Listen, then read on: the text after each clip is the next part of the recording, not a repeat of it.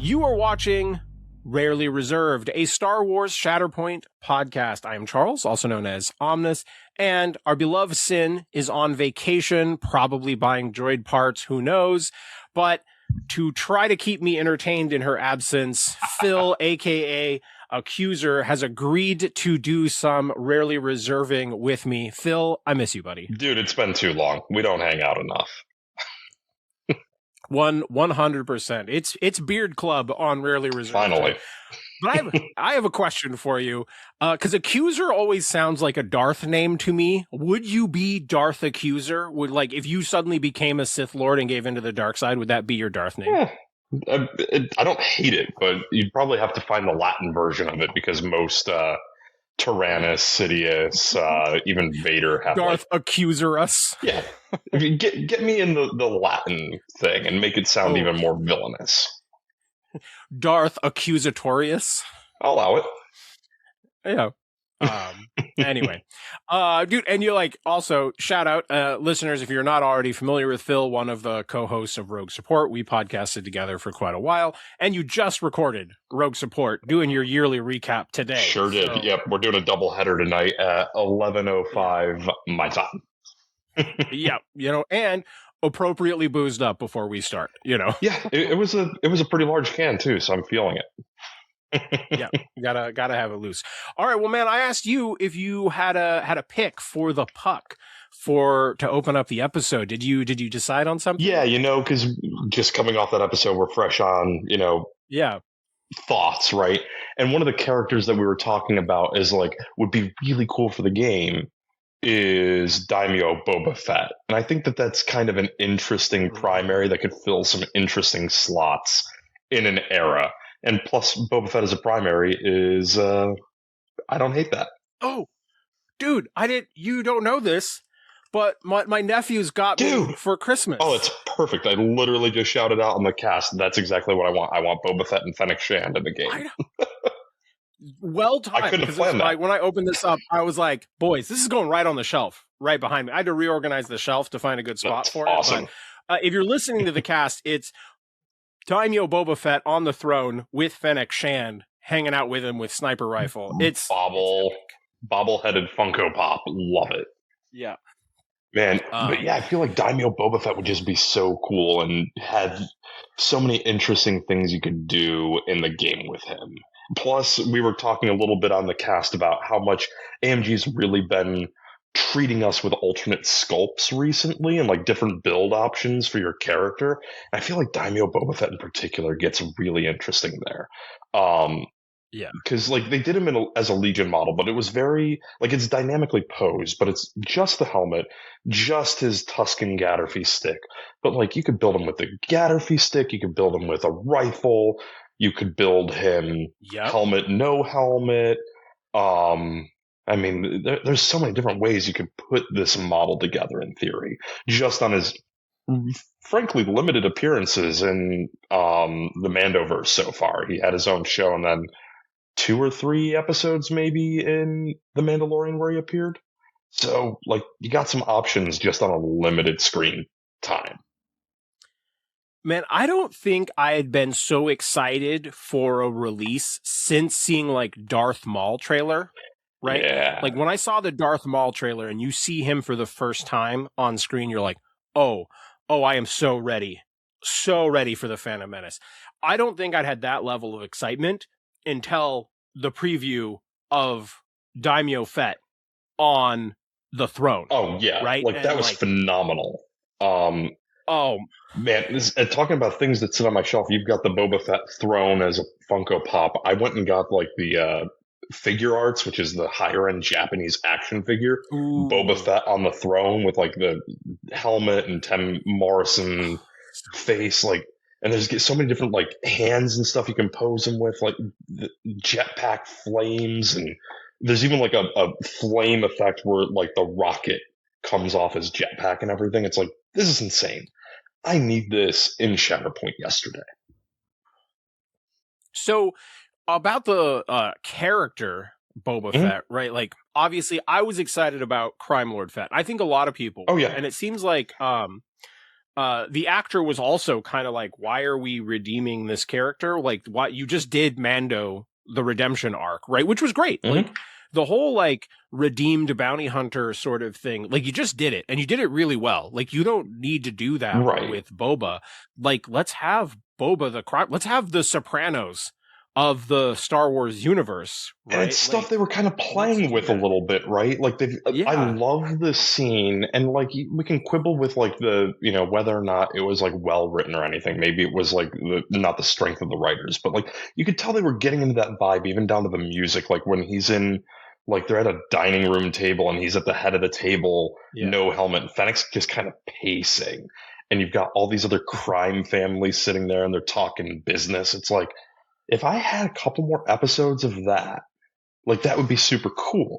But then they literally go from that scene, okay, we're going to go over here and do the Mandalorian now. Like, guys, come on, like there's stuff here. There's some material we could be playing with. Like, and instead he just goes off screen for like 3 episodes of his own show, which is like, it's tragic. And Tim Morrison at this point, he's been playing Fett characters and clone troopers and whatever else for the better part of 25 years. Like, let the man cook. Like, pretty much. Let him choose some scenery. He's not bad as an actor, but like some of the writing was left a lot to be desired. We'll go with that. So for me, like, I think the writing was mostly fine. Like, I enjoyed the like Sandman rescue him story and like him appreciating them. The like, train raid just like life, really sticks with me. Like it's a Lawrence of Arabia inspired raid on a train. Then they've got like the Soprano stuff that they're doing at the dining table, and they've got like that subplot going on with like these 2 twin huts that are also kind of like turf warring, and then. Then Cad Bane shows up and Mando, it also makes an appearance, and it becomes very gratuitous cameo. And like the second half of the show, like you can tell it's like either a different writing team or like, I don't know. It's definitely like there's stuff on the cutting room floor somewhere, I have to imagine. Yeah. I think for me, it was like, I don't think Disney knew what they wanted to do for like human on human fighting. Mm-hmm. Like person on person fighting, because like so much of like the Mando stuff you like realize is like shooting a droid or shooting someone in armor or a lot of beast fights, right? And they figured out how they want to do that and walk that nice line of how violent they want it to come across. But you kind of see the same thing a little. It's not as bad, but like Mando season 3 when Bo-Katan fights her ex-lieutenant who's now like leading those Mandos. Ex-Woves. That fight was a little bit better, right? Mm-hmm. But it was clear that when they were doing Book of Boba Fett, they were just kind of like, how fighty do we want this to be? They clearly didn't want to be Daredevil, right? Which it's a shame. Daredevil was pretty fantastic when they got around to the 4th season. Obviously. I would have been like, yeah, just make this the Daredevil and let's have that next level violence. But I get that they didn't want to go that far. But they also seem to just err on the side of like, it almost kind of looked like watching Firefly. Sure. Where you're like, all right, the writing's good, but like these fight scenes are not. These are very low budget, is what it felt like. And so the fight scenes left a lot, especially considering like Boba Fett's reintroduction into canon in season 2, where he's on Tython literally just like smashing helmets with the Gatterfee stick. Like you walk out of that like, man, what's the story? Why has he got all the Tusken stuff and what? And like they started doing really interesting, cool stuff. There's like, again, like being a big fan of like Lawrence of Arabia cinematically, and then like the Soprano stuff. They had a lot of cool stuff. It's the same thing for me with like Attack of the Clones, which we were just talking about as well in the in the last cast on my marathon. There's some really cool parts there, like the noir detective story that Obi-Wan's involved in. Like you tune the writing a little bit there, and that's a hell of a movie on its own. And then you just kind of like you got the rest of it. So it feels like Boba Fett, like that show got lost with the rest of it. There were like good bones, some good DNA working there, and they just didn't cohere correctly. Yeah, it's got to be a thing where it was like rewritten, or it's just one of those things that are like, let's seize this whole like Mando Boba Fett thing that was like clearly clicking, like, and then, but like maybe like we're moving forward with it like a little before they were ready or something, where they, you know, kind of thought the whole thing out. But either way, so glad that we got Boba Fett back. I would definitely like to see more of Fennec. I'll dig anything with a Rancor, to be totally honest with you. Any Rancor inclusion, I'm generally cool with. Oh, yeah. Oh, man, it would just be such a cool box. And then it's like an opportunity for, like, if you're doing a box with Boba Fett and Fennec, like the Gamorrean Guards, iconic aliens out of the original trilogy. Yeah, that's a perfect support. Like, they're right there. Yeah, 100%. All right, well, that was a good puck. I appreciate you bringing on Boba. You're speaking my language. You're wearing a Mandalorian t-shirt literally right now. If I had known before I changed shirts, it'd been a Boba Fett shirt in preparation. Fair enough. But I see that you got Wrecker. I've got a Wrecker shirt. Yep. Yeah. I actually have that same image on a red hoodie. Oh, that's awesome. I think I have that exact same image, or I was like, oh, this is sweet. Yeah, Heroes versus Villains did a really cool sale recently where it was like a buy two, get one free, and then they stacked to like 30% off t-shirts on top of it. So it was like, oh, cool. That's a lot of t-shirts for not as much money. So here I am. But yeah, last episode, I actually rated Boba Fett as my favorite sculpt in Shatterpoint. It's a really good one. Really underrated as a fantastic sculpt. I just love the fact that they've got his pistol out of the Empire Strikes Back armor set. Like, that's underappreciated part of his armor. Right, I like the fact that he had both of his weapons out, and it felt right. It was a good pose. It's a very dynamic pose. It's one of the best ones in the line. It's competing with things like General Grievous, Riff Tamson, and even to an extent Mother Talzin. All of those were in our list. But yeah, Sin picked Grievous, I picked Boba as best overall sculpts, and I was like, you know what? I'm totally fine with that. You know. Yeah. They're really good dynamic ones, and I'm going to give a weird shout out here. I really like the Dengar sculpt. It's not like, it's not doing a ton, but like, there's a story there that I think is really interesting. Dengar is just dripping with attitude, and then you got this monkey in a little cage. Like, I want to know what happened here. What's the story on the screen? Yeah, he was definitely one where I rushed my paint job of him initially, because he wasn't the one I was most excited to play. Right. I was more excited about the other three. But then in retrospect, like up until recently where I've really gotten back into playing Bosk, Dengar was probably my most played out of the box. He's a so I actually went solid, reliable model. Really touched up the paint job. So I'm like, I'm playing this guy kind of a lot. Yeah. So, but let's do that. Let's do what we've been up to. So, dude, have you gotten any games, been playing or been painting anything recently? I mean, like I was saying on the last, like my backlog, as far as like Shatterpoint goes, all done. I'm like all slayed the gray and everything. All my terrain's done. I've been really good about all of that. So I've been doing a lot of like MCP has been my like recent like hobby venture because bright colors are fun. But yeah, I mean, I did some games recently. I played my co-host Matt in a game where, man, that was like 2 weeks ago. He put Rift Tamsin on the table, and I think I had was it Cassian Mando or Cassian? It was Cassian something or another. And it was a game. It was a really tight one. And then the other one that I played recently that I had a really good time with, I played Chris Bruffett from the Fury's Finest cast. And we did a Shatterpoint game. That one, he had, was it Mace Windu and Anakin? And that was like, that was really solid and aggressive. And then I had Cassian Mando, I think. And so, like, and it was a bit of a learning game. Chris doesn't play nearly as much Shatterpoint, but he and I just kind of had a working arrangement. Yeah, so just beat him with Cassian Mando. Just like show him what's what. I think that's what I played. You know? Like, I'm drawing a blank. It's been like a slow couple of weeks with the holidays and everything. But like, he brought Anakin Mason. He won it. Like he 2-1. Damn. 2-1 in the. It came down to a final die roll, and it was a really rough game because I brought Baze and Shira. I'm trying to like. He hadn't seen them yet. He knows they're a meta staple, and me, I'm trying to find something I like about them. And then they were my first activation top of deck. And then I drew Shatterpoint next, and I was like, I guess I should, because like right now I need to reinforce where I'm at on the center line on shifting. And then they get killed by Mace Windu. Like Mace Windu just gets up in there and just wrecks them. messes them up. Tragic.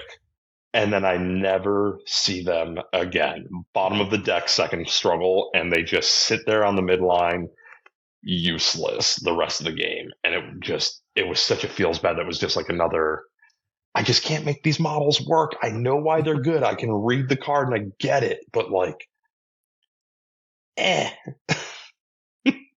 Yeah, it was great playing with Chris. He's a good time. Definitely been good for me. Oh yeah, I want to meet Chris. I've chatted with him a fair amount. Super cool guy. I finally got to meet him at Adepticon this year. The dude rules. He's awesome. So yeah, if you get the opportunity, for sure. Definitely. For me this week, because the Saturday at the game store ended up with post-Christmas stuff, and so nice. I did not end up getting any games in there. I just realized that I managed to break 2 fingers off of my Mother Talzin, so I've started a project of I'm gonna make some green glow for have her holding energy or something, and just have it cover up the gone fingers. That works. Something like that. I think I know what happened, but I was like, what the? Because I haven't played her that much. But been doing a lot of the video work, obviously rarely reserved. If you're listening to the show, there's a reason why we're saying watching at the beginning is because everything's going up on YouTube. Now, I messed up the one last week and managed to not record video for it. So there was no video last week. Yeah, I've noticed a lot of content now, between your Patreon, between YouTube. I see you on Facebook posting stuff in the groups. Yeah. You guys, you're putting out content. That's good stuff. Yeah, I'm really enjoying the list focus episodes because they're fun to do and just this is something that's purely YouTube. It's not available in just audio form, but I did one with Dizzard, co-host from Rogue Support, right, where we did his 20 minutes on his Darth Maul armor list, and then we did a list of mine. So the idea is that we do these 20-minute list dig-ins. It's not too crazy in depth. Try to keep it tight and absorbable. Yeah. And those have been fun and easy to do. And I just love talking to all the people in the community. So just kind of rotating through different people that I want to help showcase a mixture of locals and mixture of just friends from the community. And so I'm just excited to dig into more of those. And yeah, so that's been a lot of fun, and it's been getting me thinking a lot about lists. And it's hard because I want to play every list that there's just not enough time. It's the worst part about the game is I've got all these list ideas, and where do you find the time? Yeah, just did one with Sith Emperor Kevin. I really liked his Lumi Mace list, and I was like, oh yeah, you got Aura Singh in here. I need to play Aura Singh. Okay. I'm liking this. So yeah, I've been working a lot on that, but I've actually got a meetup at Mox literally tomorrow, and gonna play some Shatterpoint and then play some MCP with someone else. Nice. So I'm just bringing both stuff, and so I'm excited about that. That's gonna be a real good time. That's my kind of day. I got to the game store in the middle of the day for the first time in I don't know years, because it doesn't happen where I get to go during the day, let alone during the week. And got some Flashpoint in with a buddy, and that was a good time. I love it. Yeah, had a half day. Normally it doesn't work out, right? A lot of the holidays, the game stores are closed or, just everybody's busy. And this one, I was just can't be, there's got to be people who are free, New Year's Eve afternoon, early evening. Oh, yeah. For some gaming. Yeah, stuff. You're not busy until midnight on New Year's Eve anyway, right? Yeah. All right, well, let's go ahead and shift over to the main topic. So something... I don't want to put words in your mouth, but I feel like you and I are both guys who really want to explore and try different lists. And if we're excited to play something, we want to put it on the table and see how we feel with it. Do you feel like that's an accurate depiction of your kind of thoughts? Oh yeah, I'm all over the place with crazy lists. I put Maul Hondo on the table a couple weeks ago with Wingguard in there just to do it. And tell you what, when you have Wingguard and Wrecker and Weequay Pirates on the table all at once, you're really hard to move. Yep. Yeah. So yeah, we want to try stuff. And I've talked about it off and on over the course of the podcast. I don't know how much I've said it on Rarely Reserved specifically, but I've noticed that I certainly get susceptible the more I read something over and over and over again. So it got me thinking about the times where like the stuff that like every time I play it, where I'm like, I don't understand why the internet likes this character, or inversely, the where people speak negatively about something, and I'm like, I really want to put this on the table again, but there's that thing in the back of my head going, everybody says this sucks, so this like sucks, right? Like, don't play. It's the groupthink mentality, right? Like the community saying it, like some average of the community says that it's true, so it must be, right? Like we all fall into that logical fallacy. Yeah. Well, and so I watch football related stuff, and I'm not going to talk about football for like an extended time period here. But one of the things I was noticing is in college football, the Indiana Hoosiers are like in the last couple of years hired a new coach and have now gone to being one of the best college football teams, but they have never been known for football. They were never a football town. They're a basketball town. And like there was some interesting conversation being had where people were like, oh, we're going to beat the Indiana Hoosiers, right? And people are like, no, they're really good. And like people are having a hard time fathoming that they're a great football program. Mm-hmm. Like, and I think the same thing kind of applies where it's hard for us mentally sometimes to shake ourselves out of some sort of sentiment that however we got to, whether we accurately got to it and then the meta changed, or we were just always wrong.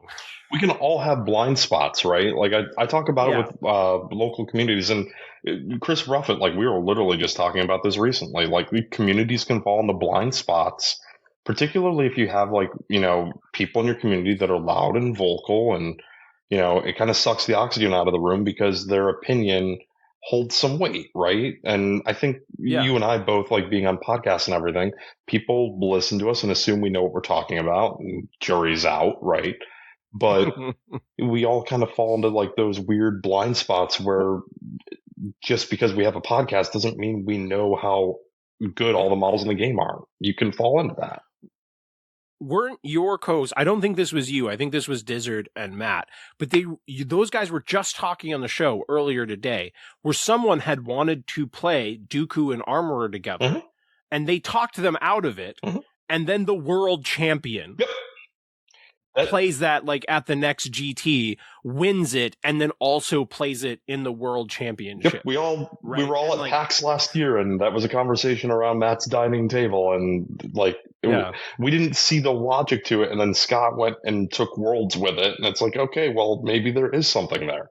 And I think there's a lot of opportunity for that in Shatterpoint. I think most things on average are good. I think there's a lot more good or like at least okay stuff than there is bad. If you're willing to put the time and effort into learning it and repping it over and over, you're going to have success with it. It's a game that rewards reps. So obviously 100%. And I don't want to go deep into the whole of recommending or suggesting to not do something that you've never tried. Yeah. Right. And I think that's where a lot of the problems come in, is that you'll have people saying things that they haven't actually tried out for themselves. But more the topic of this episode is our own mental dance around it, getting ourselves to play stuff and like trusting how we feel in a game. Right. And so I'm going to use one as an example, which is Mother Talzin, which has not been a character that people have talked about that much. Dizzard has been raving about her at least a little bit. Yeah. And she was one very beginning when she came out. I was like, she doesn't move herself. She can only move once. I don't think I want to play this character, even though she has a cool displacement ability. And she's just a character I really like from the Star Wars universe. And Dizzard was like, oh, no. You need a player. Like, you need a player. And he pushed me. And then I fell in love with playing her. And she was like my favorite primary to play in that era right when she came out. But then I hadn't played her, I think, at all in almost all of 2025. And I forget what blew smoke up my ass. And I was like, I need to put Mother Talzin on the table again. And I played her, and it was super fun. And I'm so glad I recorded the game. I don't know if you've watched this game on YouTube yet. We got to 19 wounds. 19. I think I saw you chatting about it on your Discord and was like, that's absurd. I've had some high games recently, like where it's like 12 or 13 wounds, but 19's like I mean, that's like models off the table and more models than not. That's a lot. Yeah, I think we had 5 models off the table. It might have been 6 models off the table by the That's end. bonkers. Yeah. And I didn't come into that game choosing violence. It just sort of happened. Violence happens, and Talzin is a good model for it. She's got a very strong tree. Well, and she contributed so much of that. Just her, like, how often I was going like 3 or 4 down on her 5 dice, like, revenge attacks. And, like, it just reminded me, like, how good her expertise is, how good her tree is. You know, Charming Leia's got a great tree too. Like, don't get me wrong. Right. But it was like, if you go 3 down on like a Mother Talzin tree, you're doing like 5 damage, 2 shoves. Mm-hmm. Like, it's a lot. It's going to hurt most things. Like, that's like an activation for most people. You're like, oh yeah, I went. I got 5 damage and 2 shoves. That's a great activation. Yeah. But she's like, is so rated down by the community. Like, if you just hopped in the average Discord and were like, hey, Mother Talzin. And I think a lot of it probably, and like, let's be realistic. The problem can certainly be never tell me the odds, right? Like, that's one of the spots where it can just feel too spread out for her kit. Yeah. Right. And I think that's still probably true. But it depends on how much your meta is playing it. But I was just like, in general, I just had a blast playing her. She felt really strong. And I was surprised I was using manipulating hand. Oh yeah. More than I was back in the day.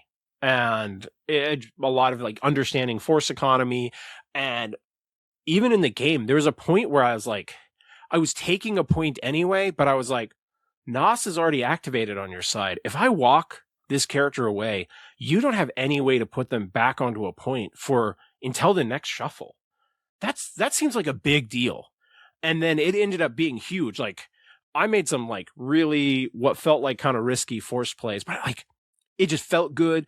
It felt strong, and it really hit home how much it felt like everybody was down on her. I'm like, I want to build more Mother Talzin lists. I feel like this is unexplored area, right? We're in a release lull. Why not go back and explore this stuff? Yeah, I think you're on the money there, because like, we are in a bit of a release lull, but at the same time, we've got a new Night Sister coming as well. So get the reps now, because it puts you ahead of the curve. Like, I think the Night Sister tag is going to be very relevant for a while. Yeah, get back in the rhythm of all of it. And one of the things, like, I've been working on a few different lists, but there's some lists where I've played her with, where I'm building her with potentially pawns and 7 Scorch. Okay. And that puts models further forward, so you can start off, like, you can minimize some of that negativity on Never Tell Me the Odds, right? Yeah. If you were like position, you're like, oh, I can actually score this middle point and that sort of thing. And like, you can kind of fix some of her weaknesses with some really solid models. Yeah. But I don't want to this is not a Mother Talzin episode. No, of course not. But like, I think you're illustrating the point, right? It's a model you're gravitating towards. There's unexplored territory. Like, why would you not? Right? Fun, good, great sculpt, like different. It's good for the community to be like playing against different things, seeing different things. But did you have an example for you where there's been someone that like internet Discord community has been down on, but you have been loving? Dude, why is everyone down on Hondo Onaka? Like, every time I put Hondo on the table, it's some new weird way to like crack a Da Vinci Code. Like, he's a phenomenal model, and especially now that he has 3 eras to play with, like, you've got a lot of flexibility in how you can build him. But Inspiring Stories is a next level ability. There's a lot of that kind of effect in the game is like, pick a character and move it. He picks a unit and moves both characters and then moves himself for 1 force. Like, and it's non-conditional. Like, compare that to like Bodhi Rook, for example. For 1 force, you get to move a Rebel Alliance model, and then if they're a spy, you also get to move Bodhi, right? it's just such good value to move things around the board, and as the game grows and you're adding more like tiebreaker units or just beefy steadfast models. Like I played them with Wingard, my most recent game. I put them on the table. Just getting like steadfast models to an objective is such a detriment to your opponent's game plan. But he's also got a little revenge trigger baked in there that's kind of neat, right? I played him with Cassian Andor before the Bazin Shirt release and was trying some scoundrel stuff with Cassian. And you can do some silly stuff there just because, like, with Cassian's identity in particular, he does not specify that your opponent has to kill the model. So you can kill your own model with his effect. Move Hondo, and then Hondo is now in position for range 4, and he repositions off of that. That's a lot of movement for Hondo also does not require the enemy to get the kill. I hadn't thought about that synergy. I have a Hondo question for you. So this is a guy that I have assembled and primed, and I will be totally honest. Hondo is not one of my favorite characters in Star Wars. And so that's been a major inhibiting of me like really getting to play him because I'm just not excited about the character. But I look at his card, right? Refreshing Force just based on the number of objectives that your opponent controls. So you're probably getting at least 1, probably 2. Sometimes 3 if you really need that swing back. And he can do it. So solid play there. I like the concept of any character who can, move anyone, not tag restricted, right? Like that's huge. He also can pin and strain for a force. Like he picks a model like at range 2 and just pins them and strains them. Those Especially are pretty in good. This Cassian meta, right? Like pinning and straining someone who you've shoved off a point can be a huge deal against Cassian. But where I always end up getting stuck on my excitement to play him is his trees and expertise, right? Because like the tree, I love his tree, right? For the melee side that has good melee expertise, but then he only has 5 melee attack dice there. But what's your guidance there? Like you've played him way more than me, like way back in the day, right? When you and Dizzard rebooted Rogue Support, you guys did a deep dive into playing Hondo. Do you just kind of like roll with the range aside and accept that like, you can probably go 3 down and get a pin and a shove? And like, what's your strategy there? Oh, it's definitely a bit of, feeling that out still, right? Because I'm not sure what the right answer is. His trees are the weirdest part of his card. Like he's just a box of good stuff on his card. And we haven't even touched on his identity yet. But with his melee, the thing to remember, if you're not a fan of Hondo in the lore, cool deal. But there's one thing Hondo does, and he never fights fair. He always has friends. If he's not setting up the melee to utilize his identity, well, you kind of are handicapping him. So he's the second model onto the objective to go and knock somebody off of it, where he's getting a reliable 7 dice. And I'm not looking at his tree off the top of my head, but like he's got a lot of shoves on his melee side. And the thing to know with his identity is a lot of people are turned off by the whole strain gimmick, right? But it's conditional. After the attack's resolved, if you're still in range 2, you get strained. A lot of scoundrel models do a lot of shoving. Looking at like bounty hunters and weak ways, they shove pretty early in their trees. Hondo shoves a lot in his trees. Like you're trying to actively shove people off points in order to ensure your models aren't taking the negative downside, right? There's not much of anything that's immune to strain in the game. So you have to know your trees well enough to know your probability of getting enough shoves to displace and not take the strain, or just have a plan for how to heal them later.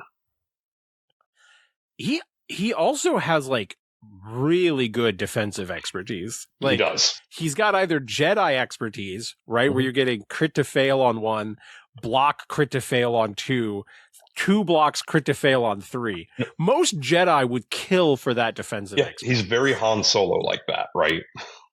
But no, that's like better than Han Solo. I don't think Han Solo's is that good. It's comparable, but like, he's got like a really good defensive expertise, and if you're playing him creatively, I think he's one of those models that, like, if you can get him to an isolated point, like above the fray, like one of those narrow towers out of the core set, he can really profit just like slinging dice and blasting people off points, but he can do it with like a hunker token. And and his other side is 1 for a block, 2 to 3 block, heal, jump, which is so good, and it catches people out. But block, heal, jump means even if they pin you or strain you, you're like, I'll heal that back and jump back onto the point. If it keeps you an objective, pin you, like that. He has really good defensive expertise. So like maybe there's just a degree of this that you imagine that you're playing it a little bit more, maybe like a Luminara, where you're like, hey, if I get like 1 shove and like knock someone off a point, calling that a win. Yep. The real value, I think, is not in his combat trees, but like the rest of his card. Like he's just got a sweet kit, and plenty of people took Vader, and when Vader was tag agnostic and just made him work, right? Like Vader Han Solo was a flash in the pan list at one point, because Han's a model that pretty sure that won Australian GT. Yeah, it was a big thing at one point, at least in Australia. I don't know if it ever caught on here, but like the principle's there, right? Like Han's got really good melee on his technical side on Smug Scoundrel. You just need more dice, and you've got the healing to deal with it, right?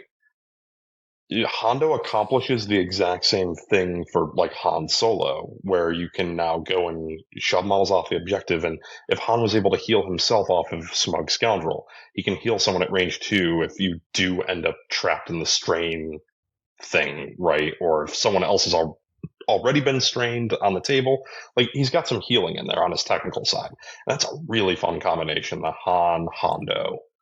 I don't have a good name for that because it's just Hondo at that point. But great list. Hondo, like I really feel like there's a lot to explore, and there's some really good like 3-cost scoundrels in Galactic Civil War that like Wingguard or Steadfast and throw 10 dice with Hondo's expertise, or Hondo's identity. Like that's 20 dice. Like you're doing some stuff with that. Yeah, he might have to be the next one that I wrap up painting. I was really so I'm so motivation based with painting. Like I want to be excited to play the thing. And so then I paint it. So then I bring it to the store. Makes sense to me. And so maybe I just need to get over the hump and just be like, I need to put Hondo on the table. Cause from a design perspective, I dig that it kind of feels like you could play him with a lot of things, right? You could build him into a Rebels list, play like Bodhi and Rebel Commandos. Sure, right? It'd be like a really solid package with him. Yeah, but you could also do him with like Wrecker 501st or something, and like have him be part of a like a Republic package. You would also have a General Bosk Weequay. Like there's a lot of ways you could potentially build him. So I could see him being a character that I could really fall in love with. If maybe I just get myself over the hump and like figure out like a way that I want to paint him that I'm excited about, and maybe I just need to do that. The list that I really enjoyed with him was Maul, Wrecker, and Weequays with Hondo, Ezra, and Wingguard. And it was just a really cool list with a lot of fun moving parts. I mean, outside the fact it's got like 5 steadfast models and a tie-break unit in there.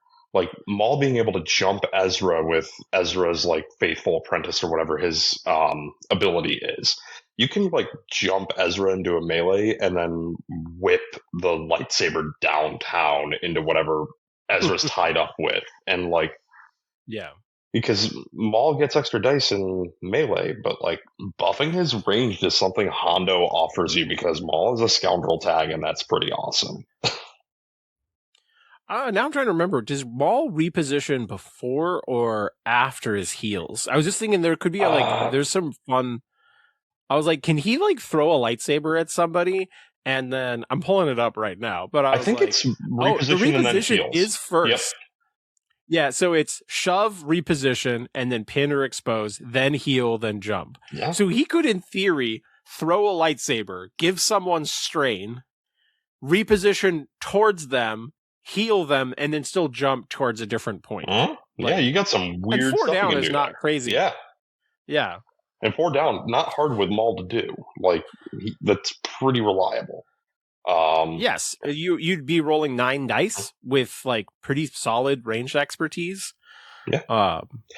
And I think there's a lot to like there. I think there's something silly somewhere in there.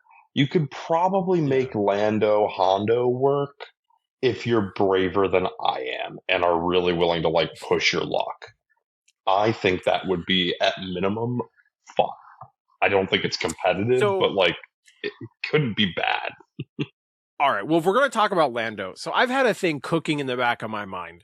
I talked about it a little bit when I recorded with Izzy.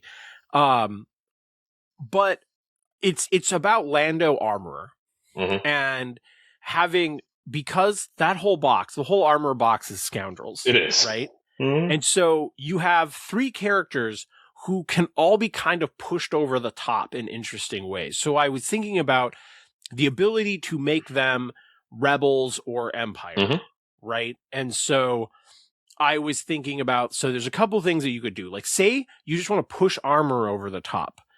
You do something like Callous Rebel Commandos, right? And then you can make them rebels. So you have coordinated fire for just 1 damage. Think about how often Armorer is 1 damage shy of getting the kill. Yep. Or inversely, using the Callous rerolls to give her 2 rerolls. Think about, again, how often would 2 rerolls push her over the top where suddenly she's wounding a secondary or something when she's leaving them at like 1 or something like that. But then there's also stuff that you could do with the coverts, right? They're crazy. Imagine them with Hask, right? Imagine them both getting a bonus die or like turning a fail into a hit, right? Like from Hask. And you could still do like Dark Troopers, right? And give coordinated fire strain to armor to help her push her over the top. Or there was something I was considering that like synergized with Paz. There was something that would like help move Paz, where I was like, oh, Death Troopers was what I was thinking. Like giving Paz coordinated fire dash. Yep. Right? How much would that help Paz? And so, or if you want to try something spicy, swap Callus for Sabine. You get another Mandalorian whose kit is then not more expensive when she inevitably gets wounded. But you make Paz a rebel, and Sabine can then move Paz and dash him on her tactic. It's probably better than I'm giving it credit for.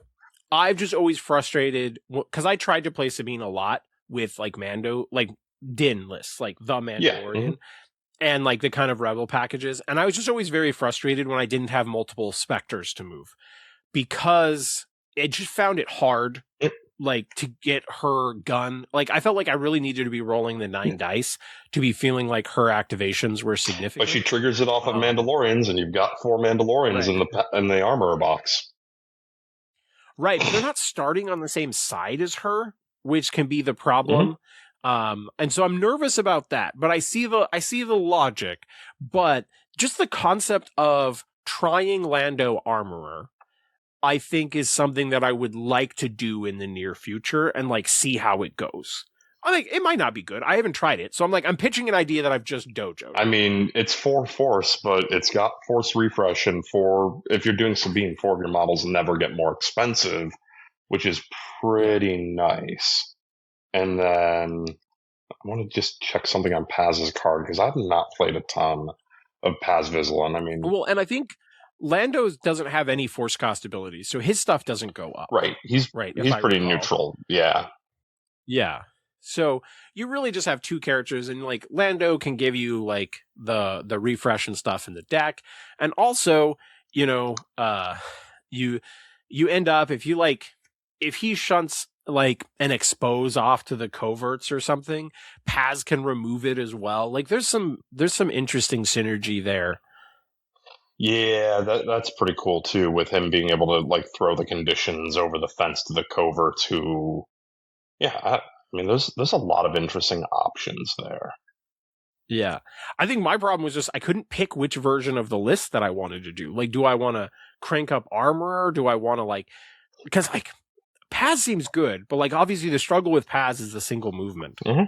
But I was like, man, Paz with access to Death Troopers? Yeah, Like, that would be me. like suddenly get letting him coordinated fire dash, and you might say force too, just like in general, because you can coordinated fire dash the coverts, like, or not coordinated, supporting fire dash. But I was like, oh man, there's probably something there, right? Like, it can't be bad. I'd have a real hard time being like, no, this is just bad. Yeah, and like with that whole box being scoundrels, I mean, we're kind of segueing a little bit, but like looking back at the Lando box, Lobot's pretty good with armor too, because like that's a model where like, all right, cool, my scoundrel gets to do a 5 dice attack. Have you seen Paz Vizsla do 5 dice attacks and just like wood chip or something with like 8 results? Because that's something Lobot can allow Paz to do out of activation, and Paz can get moved twice by Lobot. You could do Armorer Cad Bane with Lobot and Death Troopers to still give Paz supporting fire dash. Well, with Bane, you wouldn't get the Galactic Empire thing. Oh, yeah, right. Yeah, there's something there. There would be Empire anymore.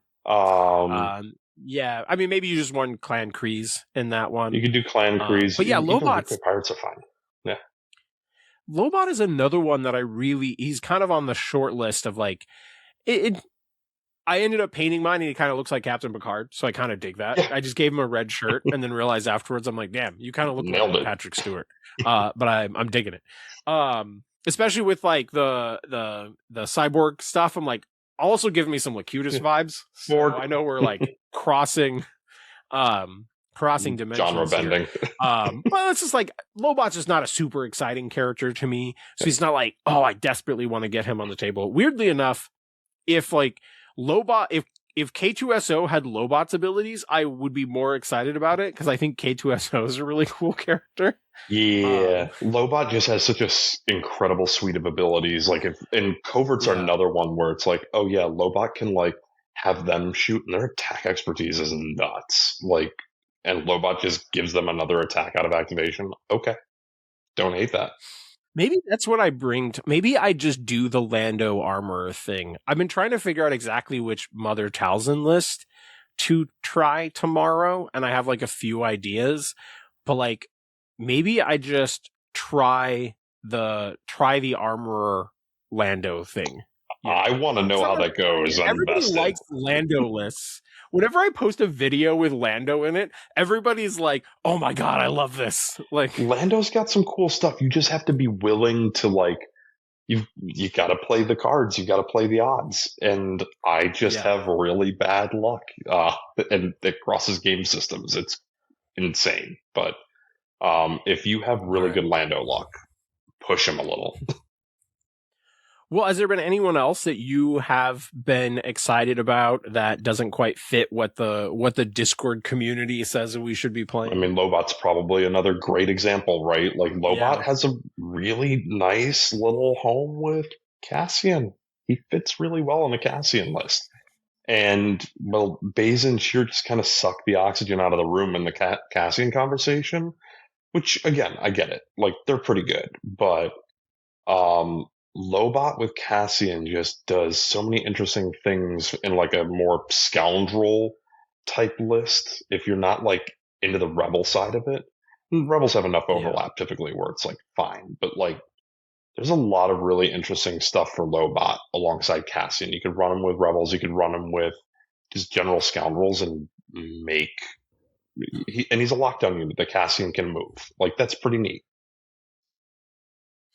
Yeah. On this topic of secondaries, I was kind of tempted to bring up Nadar, but we're kind of running over on time. Mm-hmm. Boba Fett, since he was already on the puck, I feel like I got to mention Boba Fett because I did play him 2 or 3 weeks ago. I forget. But I made this Vader 1 Thrawn list. Okay. And part of the idea was like when I would utilize the Thrawn cards, and I was like, kind of more aggressively, reserving with the hopes that like, because I reserved the character, then I could use the battle tactics to move them onto points before they've even activated, rather than hoping that the battle tactics would shuffle them onto a point when they got displaced, because that's just not the world that we live in. They're not displaced, they're dead. Yeah. Like, that's what happens to supports. But then I also liked how Boba, would often get one jump, right, because of a primary, but then they're not going to let you get to a point. But when you also have a battle tactic, or you have the ability to reserve him and like get him to a point and then activate someone else, like all of those synergies, I like the concept, and there's something with him that I feel like I don't think he's like he's not a generic, he's not a Rex, right? He's not you almost always you've got to tailor the list to him a bit. Right. But I feel like there is probably one or two lists that were like, oh man, Boba really shines here. And that's where I was thinking Boba, unlike Jango, has good melee expertise. Mm-hmm. Right. And so that's where I was thinking, oh man, him with Vader probably more reliably hit some of those key shoves or like wounds and like getting the free explosions and that sort of stuff. And the ability for him, instead of having to jump where he can make a 5-dice attack on a primary, like that kind of stuff is set up by how the whole list functions. And so he's one as well that my gut is there's something there. I'm not sure I found it. I liked the Thrawn Vader one list that I was playing, but I'm not sure if it was perfect, is what I'm. Boba Fett's a model I've been thinking a lot about in conjunction with Lando. I think that there's something there, and maybe you can help me crack a code here. Lando Calrissian. Cracking codes. Because the thing I think with Boba Fett is like he's got a pretty sweet kit, but it's also an expensive kit. Yeah. You got to pay for him. What if you made him Rebel and you brought Jyn Erso? And now momentum is your alternative currency to fund the gun. Yeah, I mean, I'm not so the thing is, I'm not sure force is his issue, is in my opinion, because he gets to move for free anyway. Mm-hmm. So using one of his abilities, like just thinking of him as a one force activation, is relatively fine. It's just 2 force if you want to use both of his abilities. Mm-hmm. And I'm not sure how often you're in an activation where you're like, I actively need to use both of these. But then once he gets wounded and everything, but yeah.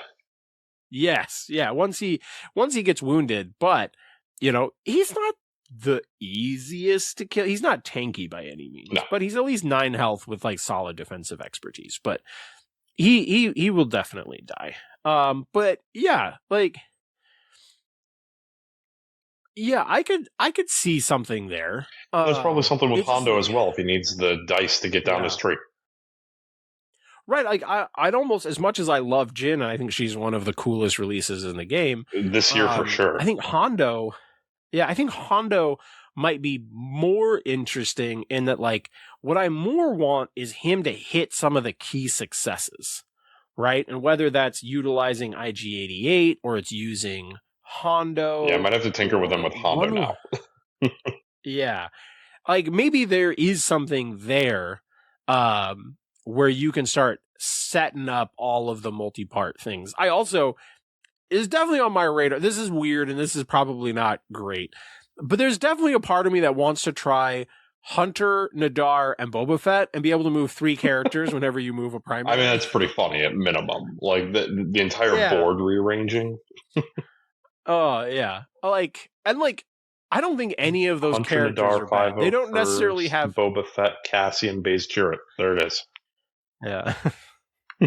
Yeah, it's certainly not hard to make the full list. But yeah, that's the thing. I know you guys were just talking about it on Rogue Support, right? Doing the year in recap. But this time last year, I was really struggling to like find something else to play. And I forget exactly when I found CAD Vader 1. And that was like my one thing I was excited to play. But no, that was early in the year. That was after Kiadi came out. That was after I found because the Shakti Kiadi box. So yep. Right, because of Shakti. But like late in the year, I just didn't really have a list that I was excited to play. Whereas compared to this year, I'm feeling like I have so many things I want to play every time I have a meetup. Yeah. It's like, just, there's so many more models and so many more models I haven't explored yet. Or like I was kind of saying on the cast today, like I want to push a little bit more in 26. Outside of a couple of outliers, the meta's never been like in a better spot. A lot of models are viable and underexplored, and that's like right now's the time, right? Like there's so many things from. I haven't put Aura Singh on the table since the update. I think Aura Singh's pretty good. Like her kit's great now. Just where? Yeah, and she's another one that I'm like I've been building lists with, right? I was kind of inspired by Sith Emperor Kevin's list, where I was thinking Mother Talzin with Aura Singh and 501st, making Aura Singh Dathomirian, so I have a good Dathomirian movement option for Mother, then pairing it with like Luminara, either Pawn 7 Scorch or like Crosshair 212th or something like that. Mm-hmm. Where the idea is that like Luminara doesn't really need Aura to be Galactic Republic because her identity is all neutral stuff. And so I have ways to move Mother. Mother has a really interesting secondary to potentially move on to points. And then the rest of the list can like just get really interesting wounds. And if I recall, now before I say this out loud, I better like double check because people will listen and but I'm pretty sure I checked. So the flow of the Force doesn't require it for it to be your turn. So if you wound with Mother Talzin's revenge attack, you get to dash one of your characters. I like it. So there was like definitely that element as well. But all right, dude. Well, this has been a super fun chat overall. And we just had so many things we were excited about. We didn't even like get to the things that we thought the Discord's overrate. And I think that's fine. Yeah. I'm more excited to talk about things I'm excited about. Like my same.